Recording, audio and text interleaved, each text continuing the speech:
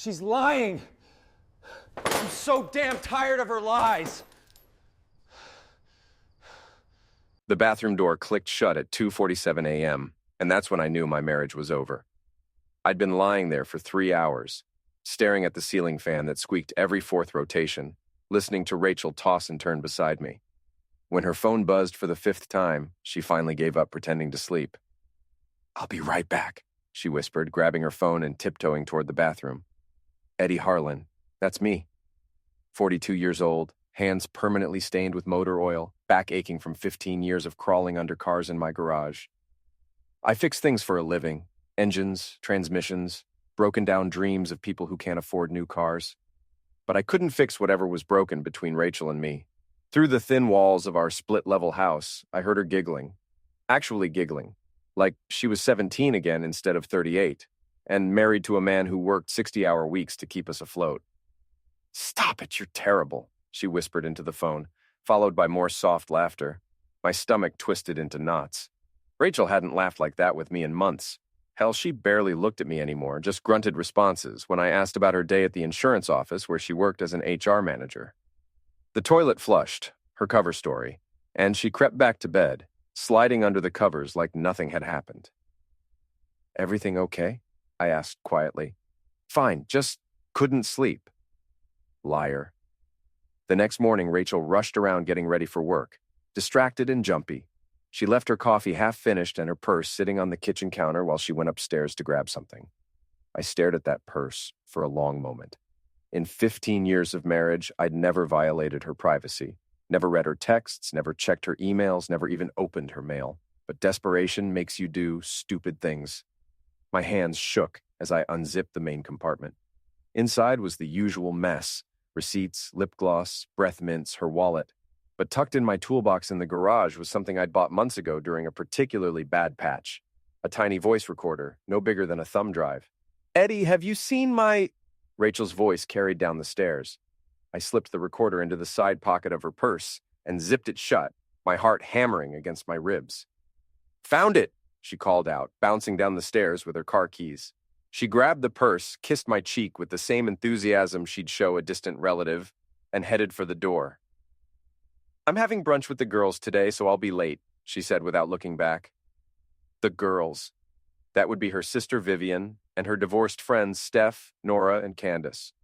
The same crew that had been filling her head with ideas about living her best life and not settling for less than she deserved. After she left, I sat at our kitchen table, surrounded by the remnants of the life we'd built together. Wedding photos on the refrigerator, her coffee mug in the sink with lipstick stains on the rim, the mortgage payment sitting unopened on the counter. 15 years. We'd been together since she was 23 and I was 27. Met at Frankie's bar downtown, the Lake Effect, when she was fresh out of college and I was already running my own garage. She used to love watching me work, said there was something sexy about a man who could build things with his hands. Now those same hands disgusted her. She flinched when I touched her, made excuses when I suggested we spend time together. Our conversations had dwindled to logistics: who was picking up groceries, when the electric bill was due, whether we needed to call the plumber about the leak in the basement. I tried to lose myself in work that morning, but my mind kept drifting to that recorder. What would I hear when I got it back? Did I really want to know? By noon, I couldn't stand it anymore. I drove to Rosetti's, the upscale restaurant where Rachel and her friends always had their girls' brunches. Sure enough, her Honda Civic was in the parking lot. Through the window, I could see them at their usual corner table.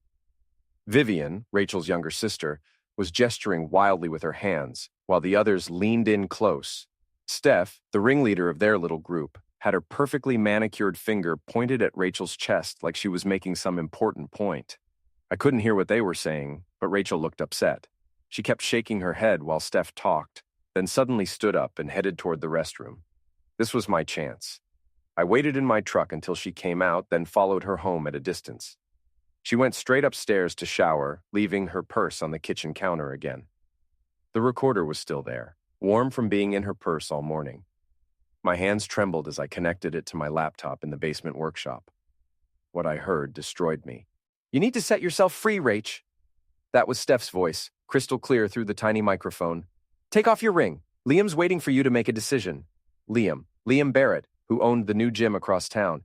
I'd met him exactly once at a 4th of July barbecue last summer. Tall, tanned, the kind of guy who wore his hair perfectly styled even at outdoor parties. He'd shaken my hand with the grip of someone trying to prove something. I don't know, Rachel's voice replied. Eddie's not a bad guy, he just what? Bores you to tears? When's the last time he took you anywhere nice? When's the last time he made you feel special? It's not that simple, Steph. It absolutely is that simple. This was Nora chiming in. You're 38 years old. You don't have kids. You have a good job. What exactly are you waiting for?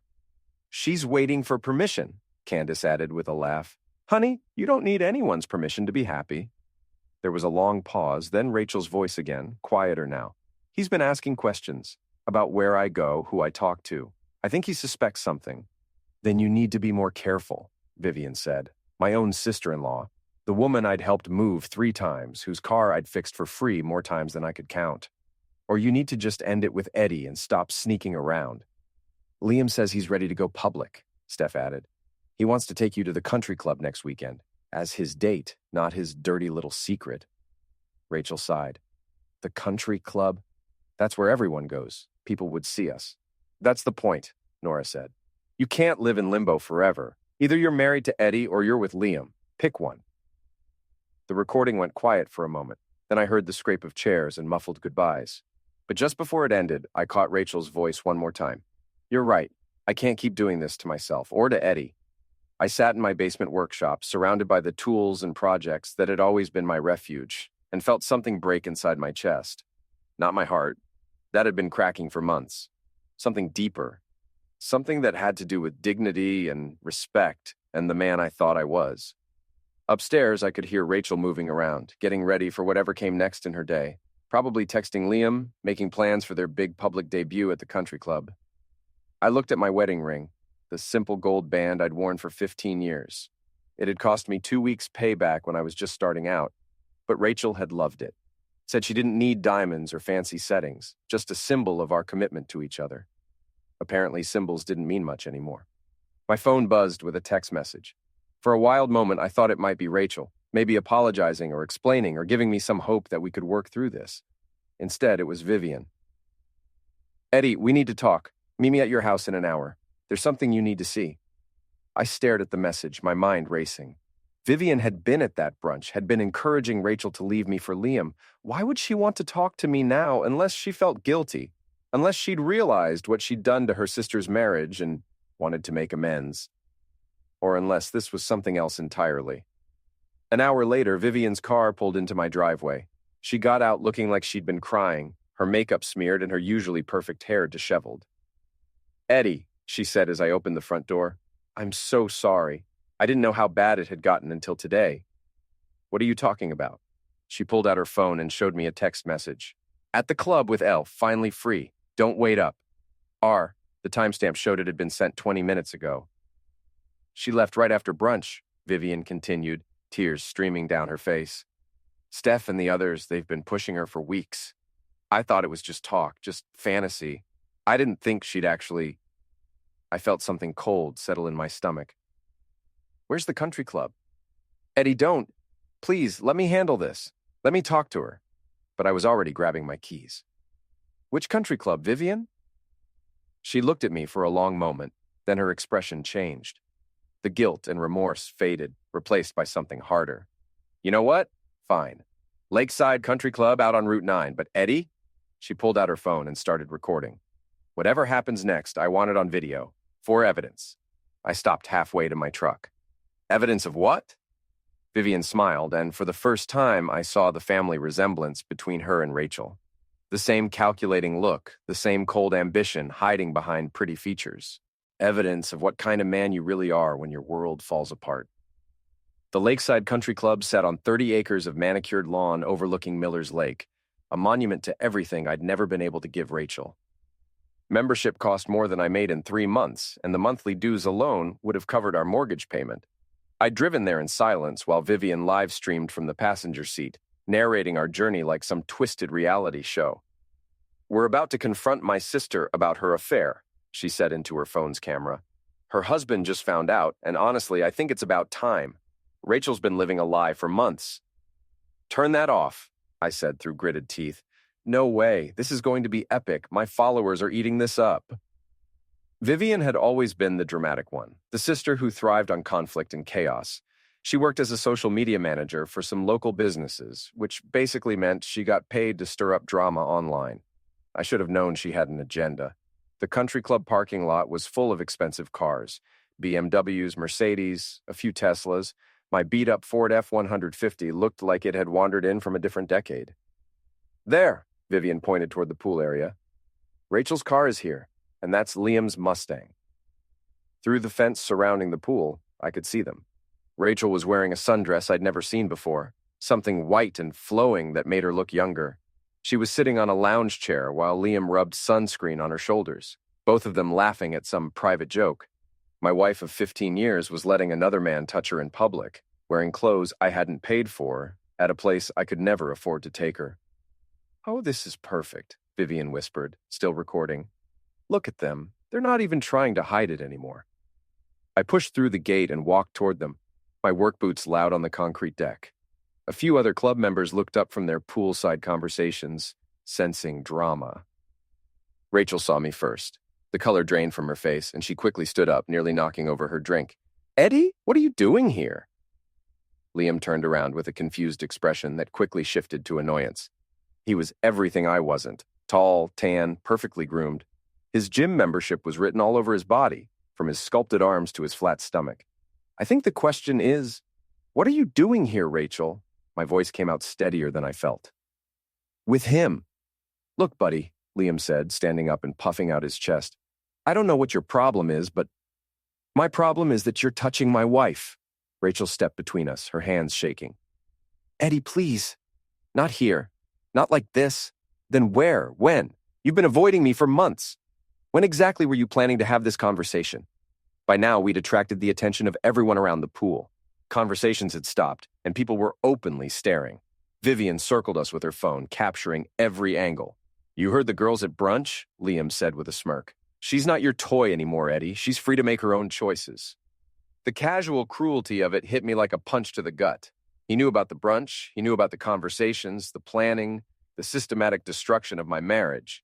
This wasn't a spontaneous affair, it was a conspiracy. Free? I looked at Rachel, really looked at her. Is that what you are now? Free? She opened her mouth to respond, but no words came out.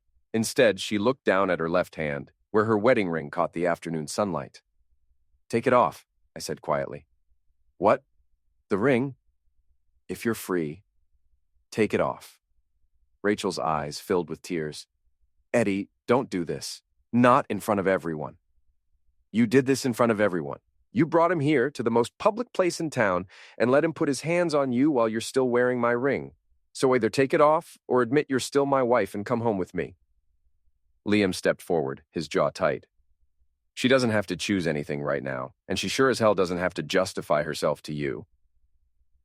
Actually, I said, turning to face him fully, she does.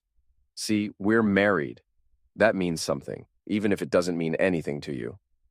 It means you're holding her back, Liam shot back. When's the last time you took her somewhere like this? When's the last time you made her feel special instead of just another obligation? The words stung because they had some truth to them. I had gotten comfortable, had stopped trying as hard, but that didn't justify this. You want to know when I last made her feel special? I asked, my voice rising. Every morning when I got up at 6 a.m. to work on cars so she could have health insurance. Every time I fixed her sister's car for free, or helped her friends move, or covered the mortgage when she wanted to take that expensive vacation last year. Money isn't everything, Rachel said quietly. No, it's not. But it's something. And apparently it's the only thing that matters to you now. I reached for her left hand, and she didn't pull away. Her wedding ring slid off easily. Too easily, like she'd been practicing. There, I said, holding the ring up so everyone could see it. Now you're free. And then I flicked it into the pool. The small splash it made seemed impossibly loud in the sudden silence. Rachel gasped and took a step toward the water, but I caught her arm. Don't, I said. You made your choice. I turned and walked away, leaving her standing there in her expensive sundress, crying in front of the entire country club while Vivian captured every moment on video. Behind me, I heard Liam's voice. Forget about him, baby. You're better off without him. But I also heard something else. The sound of Rachel sobbing, deep and broken, like maybe she was realizing what she'd just lost. I made it to my truck before the shaking started. My hands were trembling so badly, I could barely get the key in the ignition. 15 years of marriage ended with a splash in a country club pool. Vivian climbed into the passenger seat, still recording. That was incredible, she said breathlessly. The views are through the roof. This is going to be everywhere by tonight. I stared at her, really seeing her for the first time. You planned this? What? This whole thing, the brunch, the recording, bringing me here? You set this up? Vivian's smile faltered. I was trying to help you see the truth. No, you were trying to create content. You used your sister's marriage as entertainment for your social media followers. Rachel made her own choices, Eddie. I just documented them. I started the engine and backed out of the parking space. Through the rearview mirror, I could see Rachel still standing by the pool, surrounded by curious onlookers and their whispered conversations. Where are we going? Vivian asked. I'm taking you home, and then I'm going to figure out what comes next. What do you mean? I looked at her, this woman who had helped destroy my marriage for internet views, and felt something cold settle in my chest. I mean, your sister isn't the only one who can be free, Vivian. I've spent 15 years being the good guy, the reliable guy, the guy who fixes everyone else's problems and keeps his mouth shut. But that guy just threw his wedding ring in a pool. Eddie, you're scaring me. Good, I said, pulling out onto Route 9. You should be scared, because the man who walked into that country club isn't the same one who's driving this truck. By the time I dropped Vivian off at her apartment, her live stream had been viewed over 10,000 times. The comments were brutal, some supporting me, others calling me controlling and abusive. But they were all talking about it, sharing it, making my private humiliation into public entertainment. I drove to Frankie's bar, The Lake Effect, and ordered a whiskey. It was only 4 in the afternoon, but I figured the circumstances called for an exception. Rough day? Frankie asked. He'd been my friend since high school, had been the best man at my wedding. If anyone would understand, it would be him. Rachel's having an affair. Frankie set down the glass he'd been cleaning and gave me his full attention. You sure? I just watched her choose him over me at the country club, in front of half the town. Jesus, Eddie, I'm sorry. I took a sip of whiskey and felt it burn all the way down. The worst part is, I think I saw it coming.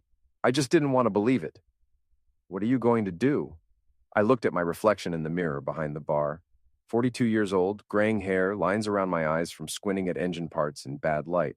I looked tired. I looked defeated. But I didn't feel defeated. I felt something else entirely. I'm going to remind this town why you don't mess with Eddie Harlan. Frankie raised an eyebrow.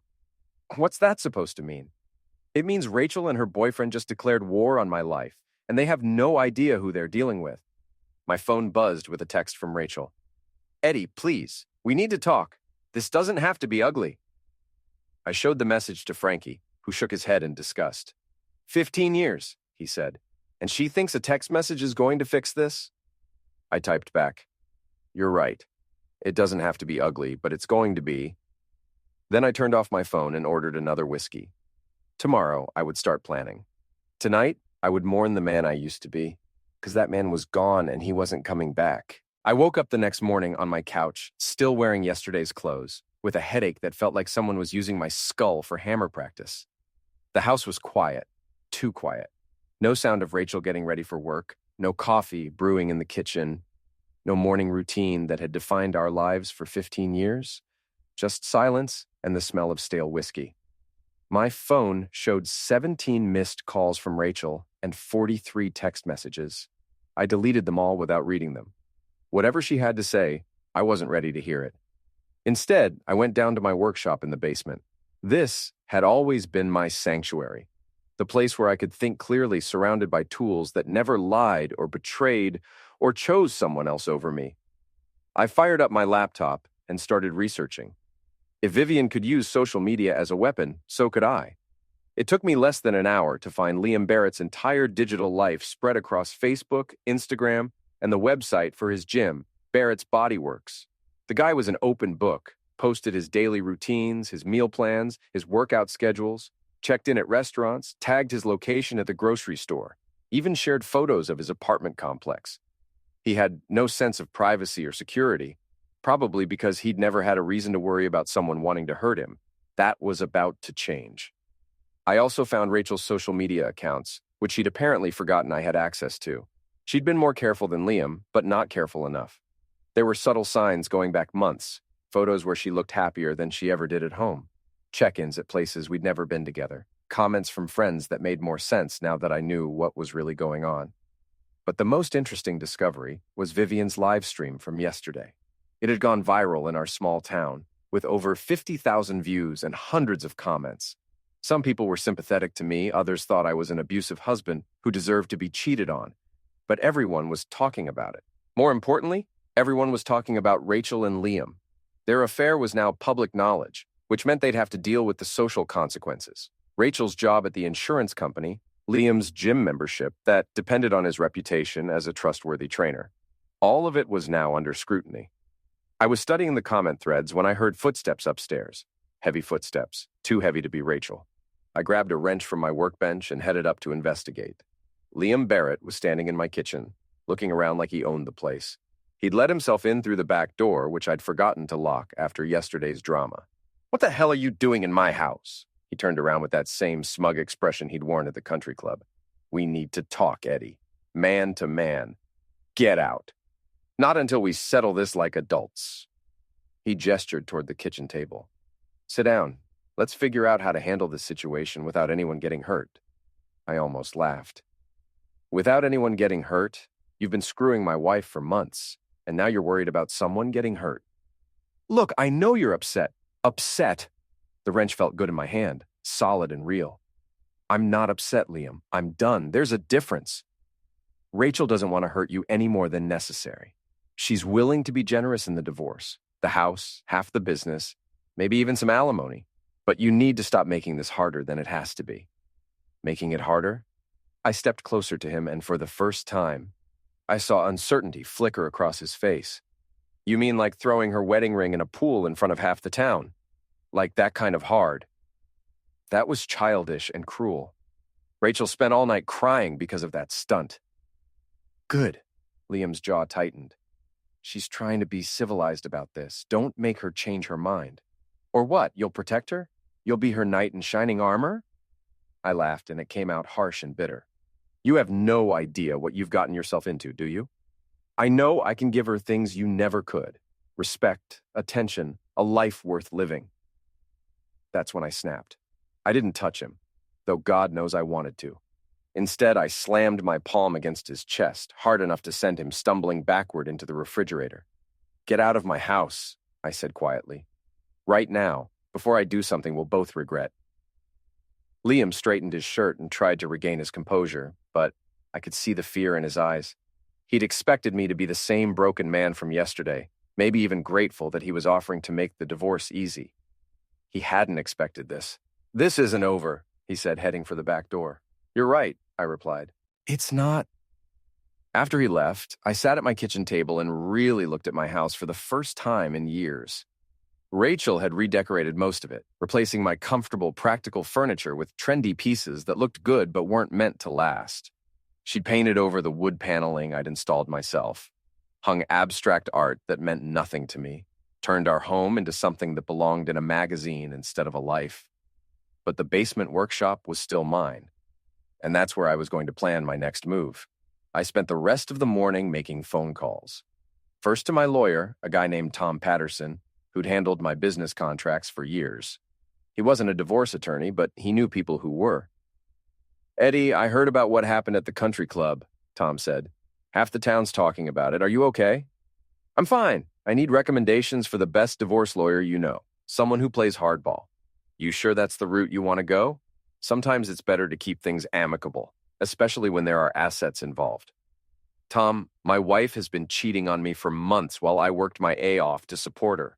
Her boyfriend broke into my house this morning to threaten me. Amicable went out the window yesterday when she chose him over me in public." There was a pause. "Okay, I'll send you 3 names. These people don't mess around, but they're expensive. I'll find the money." My second call was to Frankie at the bar. "Eddie, thank God. I've been worried about you since last night. You left here pretty drunk. I need a favor, Frankie." You know everyone in this town, hear all the gossip. I need you to keep your ears open about Rachel and Liam. Anything you hear, where they're going, what they're planning, who they're talking to. I don't know, man. That sounds like stalking.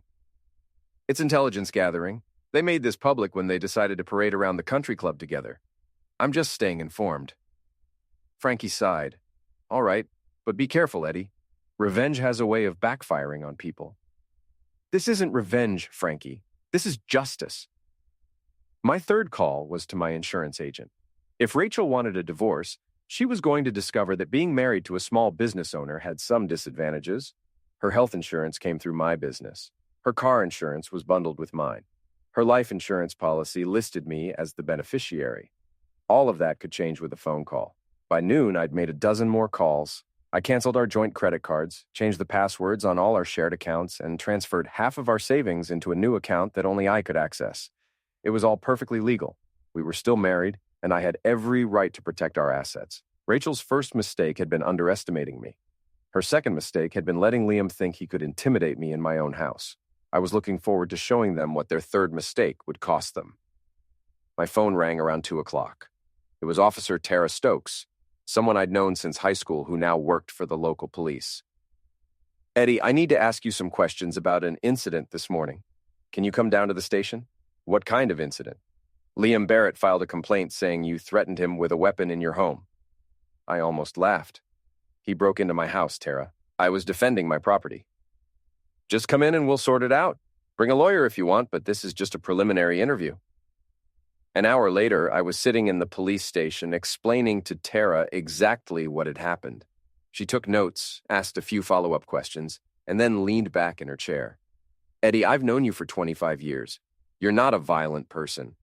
But this situation with Rachel has people talking, and not all of it's sympathetic to you. What do you mean? Some people are saying you're controlling, that maybe Rachel had good reasons for looking elsewhere.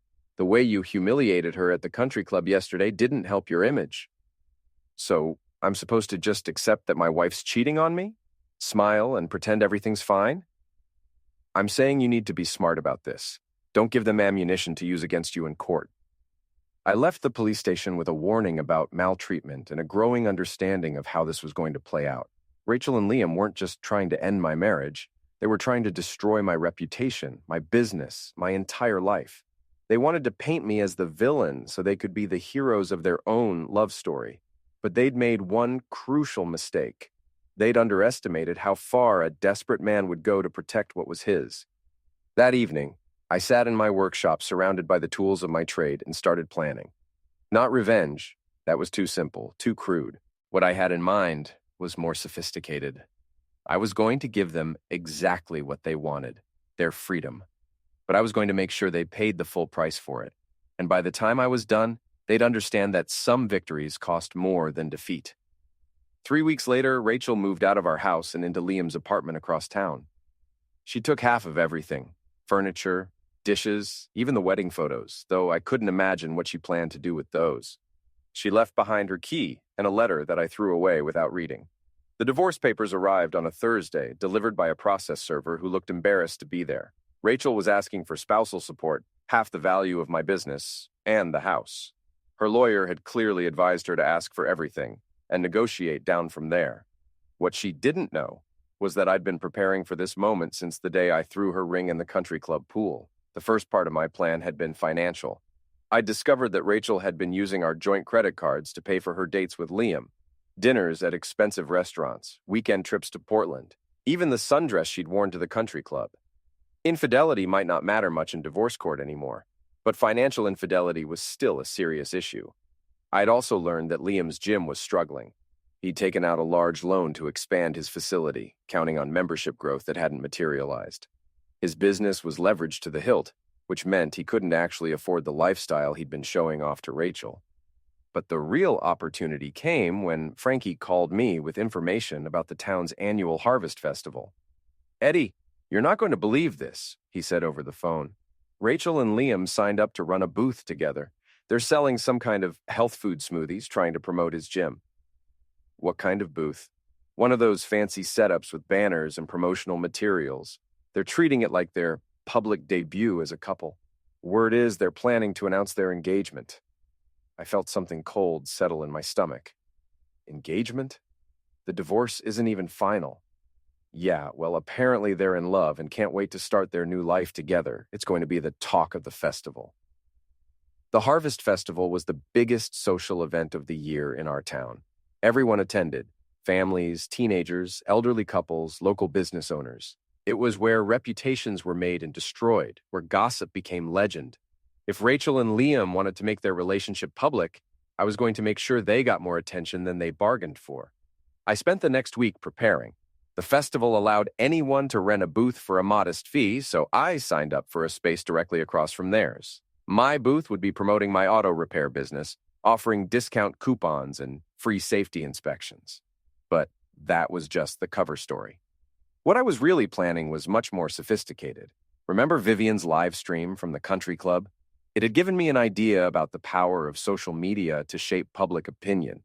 If she could make me look like a villain with one video, I could use the same tools to reveal the truth about Rachel and Liam. I'd been collecting evidence for weeks: screenshots of their social media posts, receipts from their dates charged to our joint credit cards, even photos of them together that had been posted by mutual friends. I'd also been recording my conversations with Rachel's lawyer, documenting her unreasonable demands and her attempts to paint me as an abusive husband. The festival would be the perfect place to present all of this evidence to the court of public opinion. Saturday morning dawned crisp and clear, perfect weather for the festival. I arrived early to set up my booth, arranging promotional materials and testing the small speaker system I'd brought. Rachel and Liam showed up an hour later, looking like something out of a fitness magazine. She was wearing tight yoga pants and a tank top that showed off the figure she'd been working on at his gym. He was in athletic shorts and a polo shirt with his gym's logo embroidered on the chest. They didn't notice me at first, too busy arranging their smoothie samples and hanging banners that proclaimed, "Barrett's Body Works, your new life starts here." The irony wasn't lost on me. "Eddie?" Rachel's voice was uncertain when she finally spotted me across the walkway. "What are you doing here?" "Running a business," I replied calmly. "Same as you." Liam stepped up beside her, his jaw tight. "This is maltreatment. We have a restraining order pending." "No, you don't. I checked with my lawyer this morning. You filed for one, but it was denied because you couldn't prove I'd actually threatened you." The festival officially opened at 10 a.m., and people began streaming through the booths. I handed out coupons and chatted with customers, playing the role of the hardworking local businessmen trying to drum up trade. But I was also watching Rachel and Liam, timing their routines, waiting for the perfect moment. It came at noon, when the festival reached its peak attendance. The high school marching band had just finished performing, and people were milling around looking for food and entertainment. That's when I activated the speaker system. "Ladies and gentlemen," my voice carried across the festival grounds, amplified by the small but powerful speakers I'd positioned around my booth. "I'd like to share a story with you about love, betrayal, and the true cost of following your dreams." Heads turned in my direction. Rachel and Liam looked up from their smoothie station with expressions of growing horror. 3 weeks ago, my wife of 15 years decided she wanted a new life. That's her right, of course. People fall out of love, grow apart, want different things. But what she did next is a lesson for everyone here about the importance of honesty and integrity. I pulled out a stack of papers, credit card statements, receipts, printed emails. These documents show how my wife used our joint credit cards to finance her affair with her new boyfriend. Expensive dinners, weekend getaways, even the clothes she wore when I caught them together at the country club. She spent over $8,000 of our money to cheat on me. A crowd was gathering now, drawn by the drama and the promise of scandal. I could see phones coming out, people starting to record. Rachel tried to approach my booth, but the crowd was too thick. "Eddie, stop this!" she shouted. "You're making a fool of yourself!" "Am I?" I held up my phone, which was connected to the speaker system. "Let me play you a recording from 3 weeks ago when my wife and her friends discussed the best way to destroy my life." The recording from the brunch played clearly through the speakers. Steph's voice encouraging Rachel to leave me, Vivian plotting to document my humiliation, Rachel admitting she'd been lying to me for months. The crowd was silent now, hanging on every word. When the recording ended, I could hear murmurs of disgust and disapproval. "But wait, there's more," I continued, channeling every infomercial I'd ever seen. "Not only did my wife cheat on me with your money, she's now demanding spousal support. half my business, and our house in the divorce. She wants to be rewarded for her betrayal. Liam finally pushed through the crowd, his face red with anger. Turn that off right now, or I'll... You'll what? I asked calmly. Call the police? I'm on public property expressing my First Amendment rights. Everything I've said is true and documented. You're humiliating her. No, I'm educating people. See, you and Rachel have been telling everyone what a terrible husband I was, how I didn't appreciate her, how she deserved better. But you forgot to mention that she never actually asked for better. She just went behind my back and took it. The crowd was growing larger, and I could see festival organizers pushing through, trying to figure out what was happening. But I wasn't done yet. Now, I want everyone here to take a good look at this couple, I said, gesturing toward Rachel and Liam. They're planning to announce their engagement today, even though my divorce isn't final. They're so in love that they can't wait to start their new life together. I paused for effect, then smiled. What they don't know is that Liam's gym is 3 months behind on its loan payments. His business is failing, which means he can't actually afford the lifestyle he's been promising my wife. In fact, I'd bet that by Christmas, he'll be looking for someone else to support him. Liam lunged toward me, but several men in the crowd held him back. You son of a witch! You don't know what you're talking about. Don't I? I pulled out another set of papers. These are public records from the county clerk's office. Business loans, tax liens, bankruptcy filings. It's all here, Liam. Your financial house of cards is about to collapse. Rachel was crying now, her carefully applied makeup running down her cheeks. The festival crowd was staring at her with a mixture of pity and disgust, their phones capturing every moment of her breakdown. Please, she said, her voice barely audible over the murmur of the crowd. Eddie, please stop this. I looked at her, really looked at her, for the first time since the country club. She looked smaller somehow, diminished by the weight of her choices and their consequences. For a moment, I almost felt sorry for her. Then I remembered the recording of her laughing with her friends about what a fool I was, and the feeling passed. You're right, Rachel. This is enough. I turned off the speaker system and started packing up my materials.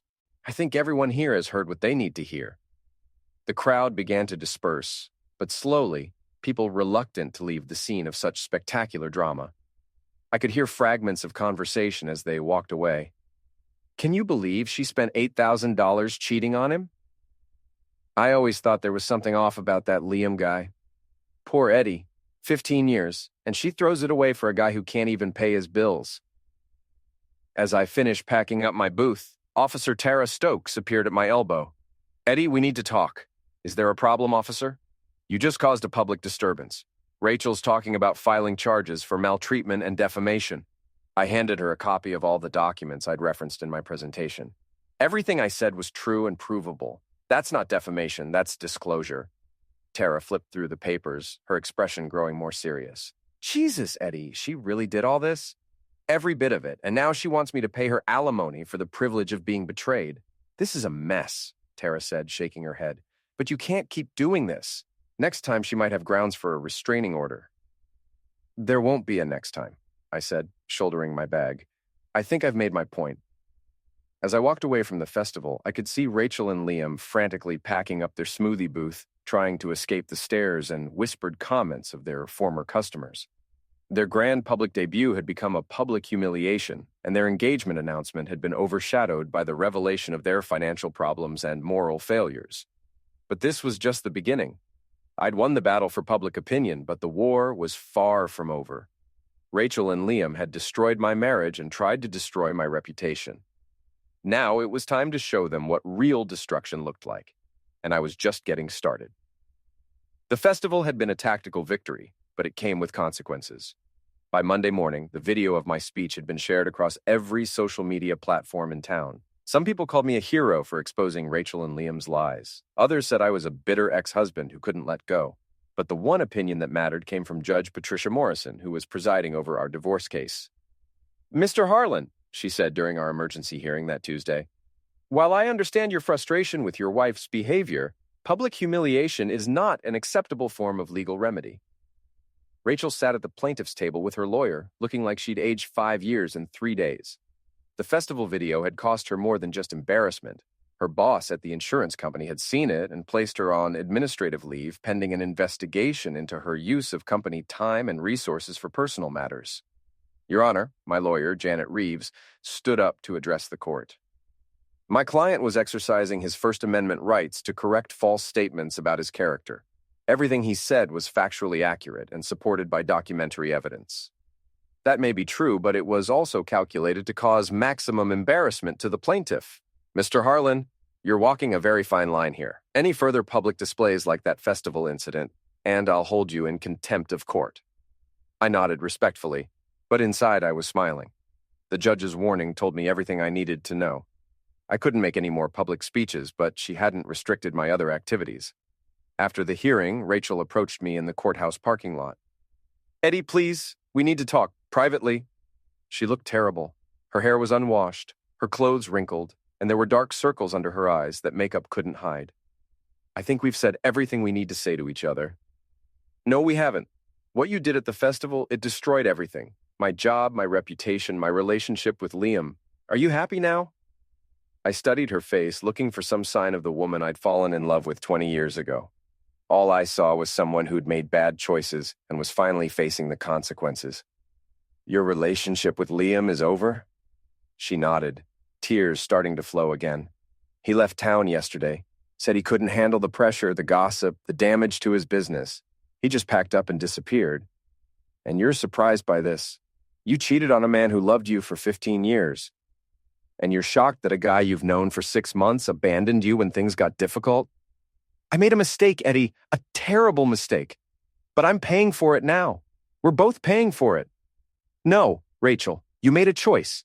You chose him over me, excitement over stability, fantasy over reality. And when it all fell apart, you want to blame me for showing people who you really are. She grabbed my arm, her grip desperate. It doesn't have to be this way. We could start over, try again. I know I hurt you, but we had 15 good years together. Doesn't that count for something? For a moment, just a moment, I felt the old pull, the memory of who we used to be, what we used to mean to each other. But then I remembered the recording from the brunch, her laughter while discussing what a fool I was, and the feeling passed. Those 15 years ended the day you decided I wasn't enough for you. You can't unmake that choice, Rachel, and neither can I. I got in my truck and drove away, leaving her standing in the parking lot crying. In my rearview mirror, I watched her get smaller and smaller until she disappeared entirely. That night, Frankie called with an update. Eddie, you need to know what's happening. Rachel's been staying at the Lakeside Motel since Liam left. She can't afford her own place without his income, and she's too embarrassed to ask her family for help. The Lakeside Motel was the kind of place people stayed when they had nowhere else to go. Weekly rates, thin walls, and a parking lot full of broken dreams. How do you know all this? Her sister Vivian was in here tonight, drunk off her A and feeling guilty. Apparently Rachel's been calling her crying every night, begging for money. Vivian's starting to realize that her little social media stunt helped destroy her sister's life. Good. Maybe she'll think twice before she live-streams someone else's marriage falling apart. There's more, Eddie. Rachel's been trying to contact Liam, but he's not answering her calls. Word is he's already moved on to someone else, some woman he met in Portland. I felt a grim satisfaction at that news. Rachel had thrown away a 15-year marriage for a man who'd abandoned her at the first sign of trouble. It was poetic justice. But it wasn't enough. Over the next week, I watched from a distance as Rachel's life continued to unravel. She'd been fired from her job after the insurance company discovered she'd been using company computers to communicate with Liam during work hours. Her savings were nearly gone, depleted by months of expensive dates and the legal fees for our divorce. She was learning what I'd known all along, that real life wasn't a romantic fantasy, and that choices had consequences. But she still had one card left to play. The divorce settlement. If Judge Morrison awarded her spousal support and half my business, she could rebuild her life on the ruins of mine. That's when I decided it was time for the final gambit. I called Rachel's motel room on a Thursday night. Eddie? Her voice was hopeful, desperate. We need to talk. One last time before the final divorce hearing. Yes, please. I've been hoping you'd call. Maybe we can work something out, avoid going back to court. Meet me at the Lakeside Motel tomorrow night, room 237. I'll get us a neutral space where we can have an honest conversation about what comes next. You'll really consider trying again? Working things out? I let her hope hang in the air for a moment before answering. I'll consider what's best for both of us. The next evening, I arrived at the motel early and set up my equipment. Not weapons or recording devices, something much more sophisticated. I'd spent weeks learning about social media, studying how Vivian had used live streaming to destroy my reputation. Now I was going to use the same tools to reveal the final truth about Rachel and our marriage. Hidden in the room were 3 small cameras positioned to capture every angle. The audio was being fed to a transmitter that would broadcast our conversation to anyone who tuned in to the frequency, including Frankie, who was waiting at his bar with a room full of curious townspeople. Rachel arrived at 8 o'clock, looking nervous but hopeful. She'd made an effort with her appearance: clean clothes, styled hair, makeup to cover the damage that stress had done to her face. "Thank you for doing this," she said as she sat down on the motel room's single chair. "I know I don't deserve another chance, but—" "Stop," I said quietly. "Before we go any further, I need you to tell me the truth. All of it. When did the affair with Liam really start?" She looked down at her hands. "Eddie, does it matter? It's over now. He's gone and I'm here with you." "It matters to me." "When?" "About 8 months ago. We met at the gym, and at first it was just friendly conversation. But then what? Then I started feeling things I hadn't felt in years. Excitement, passion, the feeling that someone really saw me and wanted me." "And you never thought about talking to me, about working on our marriage before you decided to end it?" Rachel's composure began to crack.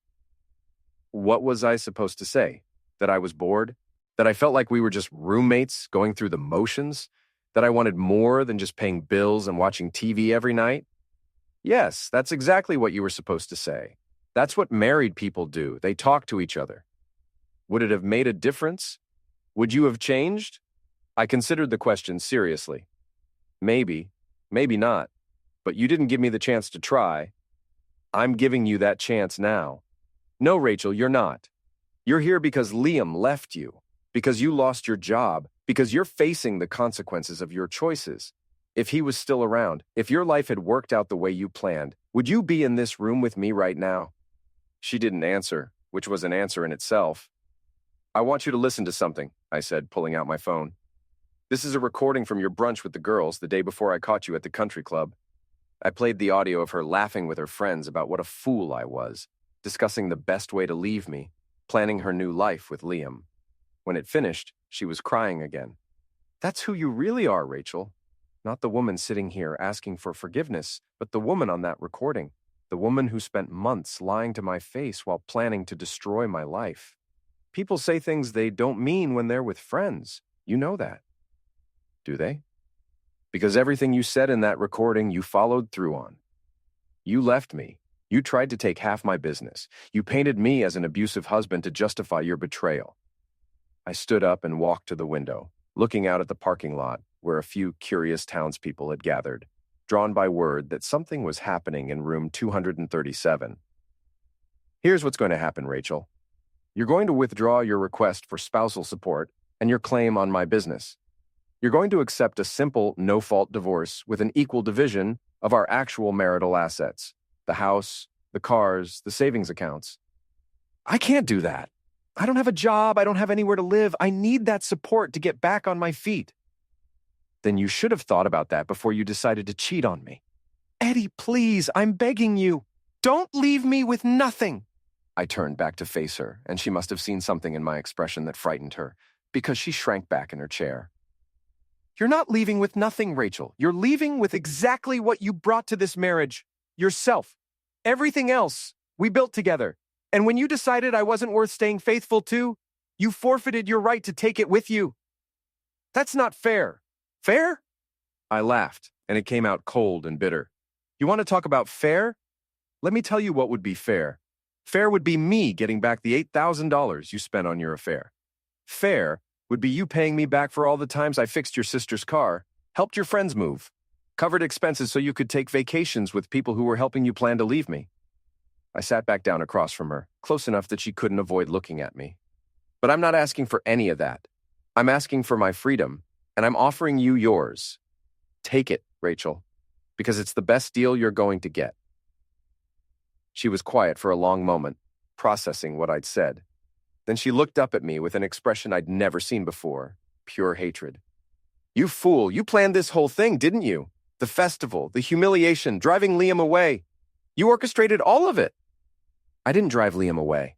He left because he realized you weren't worth the trouble, just like I did." "I loved him." "No, you didn't. You loved the idea of him, the fantasy of a different life. But when reality set in, when things got difficult, he ran. And now you're trying to run back to me because I'm the safe choice, the reliable choice, the man who will take care of you no matter how badly you treat him." I leaned forward, my voice dropping to barely above a whisper. "But that man is gone, Rachel. You eliminated him the day you chose someone else over our marriage. What's left is someone who's learned not to confuse love with weakness." She stared at me for a long moment, then slowly reached into her purse and pulled out a pen. "Where are the papers?" I handed her the divorce settlement documents that my lawyer had prepared. A clean split, no spousal support, no claims on my business. She signed them with shaking hands, then threw the pen at me. "I hope you're happy, Eddie. I hope destroying my life was worth it." "I didn't destroy your life, Rachel. You did that all by yourself. I just made sure you couldn't destroy mine too." She stood up to leave, then turned back one more time. "You know what the saddest part is? We could have been happy together if you'd just tried a little harder. If you'd paid attention to what I needed instead of just assuming I'd always be there." "Maybe," I said. "But we'll never know now, will we?" After she left, I sat in that motel room for another hour, listening to the sounds of the night through the thin walls. Somewhere in the distance, I could hear music from Frankie's bar, where people were probably discussing the latest chapter in the Eddie and Rachel saga. Tomorrow, the divorce would be final. Rachel would take her half of our savings and disappear, probably to another town where no one knew her story. I would keep the house, the business, and the life we'd built together. But tonight, for the first time in months, I felt something I'd almost forgotten: peace. The war was over, and I had won, not because I'd destroyed Rachel, she'd done that herself, but because I'd refused to let her destroy me. I packed up my equipment and headed home to the house that was finally completely mine. 6 months after the divorce was finalized, I thought the Eddie and Rachel saga was over. She'd left town as I predicted, moving to Portland where she found work as a temp at various insurance offices. The house was quiet. My business was thriving, and I'd even started dating again. Nothing serious, just dinner with a nice woman named Carol who owned the flower shop downtown. Life was good. Maybe not exciting, but stable and peaceful in a way I'd forgotten was possible. Then Vivian showed up at my garage on a rainy Tuesday morning in March. "Eddie, we need to talk." I looked up from the engine I was rebuilding, a 1967 Mustang that belonged to Doc Peterson, one of my regular customers. Vivian looked terrible, like she'd been crying for days. "If this is about Rachel, I'm not interested." "It's not about Rachel. Not directly. It's about what I did to both of you." I set down my wrench and gave her my full attention. "What are you talking about?" "The live stream, the festival, all of it. I've been carrying this guilt for months, and I can't stand it anymore."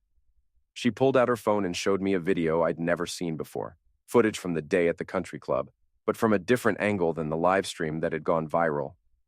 "I edited the original video," she said quietly. "Cut out parts that made Rachel look sympathetic, enhanced the parts that made her look cruel. I manipulated the whole thing to create maximum drama for my followers." I stared at the screen, watching the unedited version of my marriage's final moments. In this version, Rachel looked less calculating and more confused, more hurt than vindictive. She'd tried to explain, tried to apologize, but I'd been too angry to listen. "Why are you showing me this?" "Because Rachel's in the hospital, Eddie. She tried to eliminate herself last week." The wrench slipped from my hand and clattered to the garage floor. "What?" "She's been struggling since she moved to Portland. Can't keep a job, can't afford her apartment, can't escape the reputation that follows her everywhere thanks to social media. Last Tuesday, her landlord found her unconscious in her bathroom. Pills."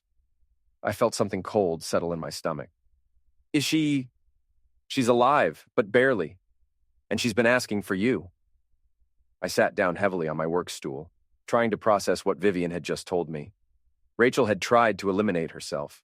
The woman I'd spent 15 years loving, then 2 years destroying, had wanted to die. "I don't understand. Why are you telling me this? What do you want me to do?" "I want you to visit her to see what your revenge really cost."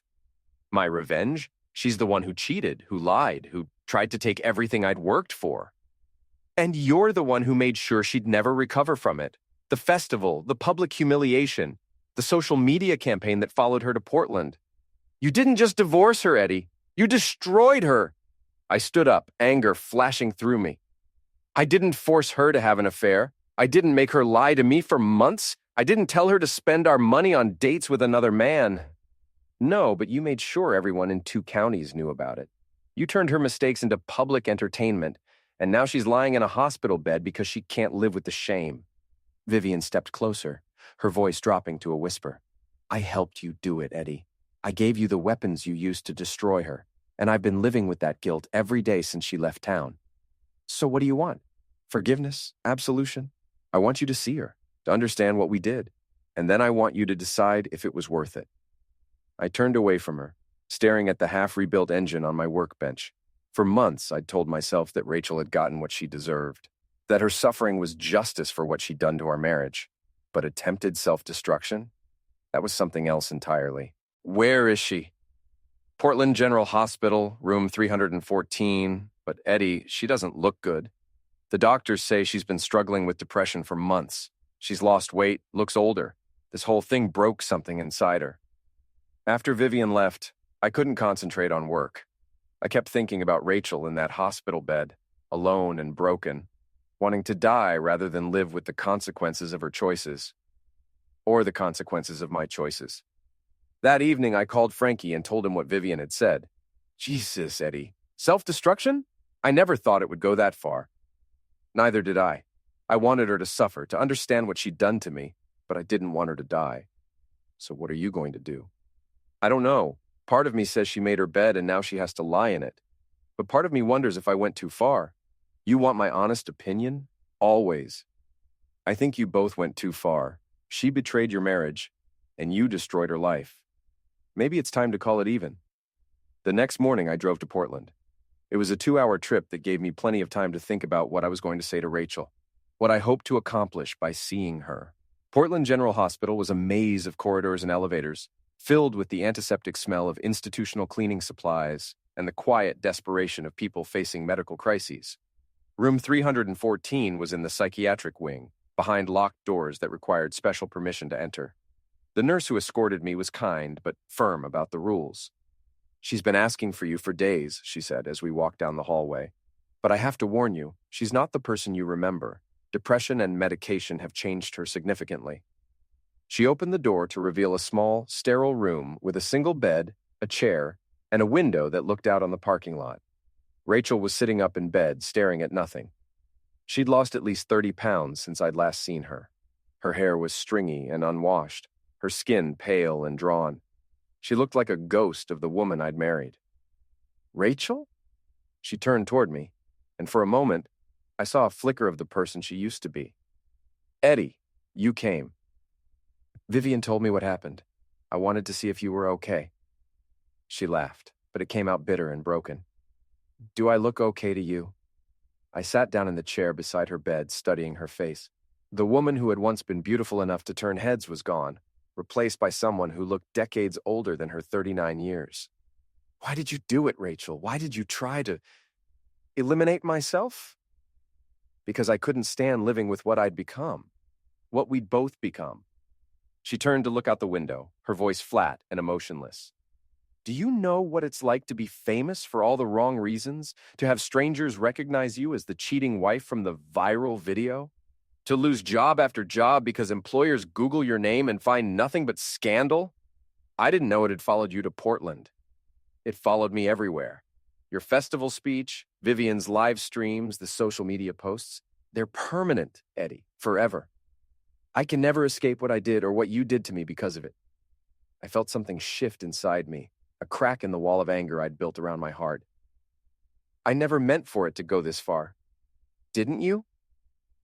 She turned back to face me, and I saw tears in her eyes. You planned every step of it. The festival, the public humiliation, the financial warfare. You wanted to destroy me, and you succeeded. I wanted justice. No, you wanted revenge, and you got it. I lost everything, my job, my reputation, my relationship with my family, my will to live. Are you satisfied now? I looked at this broken woman in the hospital bed and tried to find some sense of satisfaction, some feeling that justice had been served. Instead, all I felt was emptiness. "I'm sorry," I said quietly. "I'm sorry it came to this." "Are you? Or are you just sorry that I survived?" The question hit me like a physical blow. "Rachel, I never wanted you to die. I was angry. I wanted you to understand what you'd done to me, but I never wanted this." "Then why didn't you stop?